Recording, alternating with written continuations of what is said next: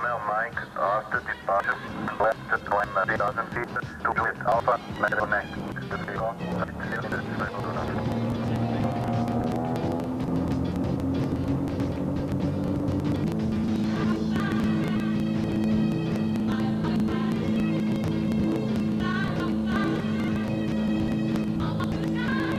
Uvažavajući dosadašnji visok nivo ove emisije, sada namjeravamo da nadmašimo, ako on može da se izrazi u metrima ili kilometrima. No, šalom na stranu, javljamo se iz aviotaksija s visine od 1 kilometra.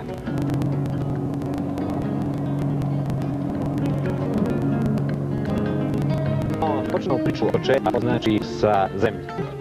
Mi smo na ovom delu kao možda i jedni koji se bavili taksijem, što znači da na poziv na filmski možete zakazati let u bilo koji deo Europe. A sad to poznao da film dovoljno su nanimali da redimo bilo let. Posudimo i one koji su viske kategorije tehničke, ali one za taksi kao i one za školovanje pilota. Znači imamo se školovanje pilota sportskih, profesionalnih, profesionalnih koji veste pod instrumentima, čak i saobraćaj pilota. Za taksi koristimo dve avione, ne jane.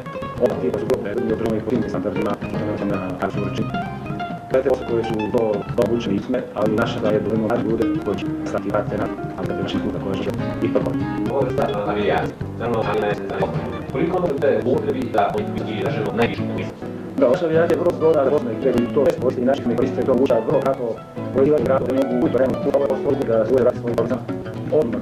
A međutim, to nije samo jedno, to mogu da koristiti mnogi naši za putovanja, egzotično mera na konel kompanije, kao i Jens, mi smo da odmah bilo u zemlji, zadnje bilo tvoj avion koji je zvaničan putovan koji govara stavlja.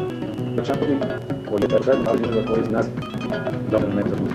Potreba za panonskim letima postoji već godinama. Naravno, ima i onih turista dubokog džepa kojima se nudi jedna izuzetna šansa.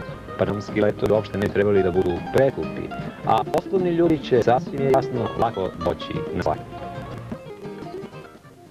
Uz diljenje Beogradu ističe Plive i od Sreka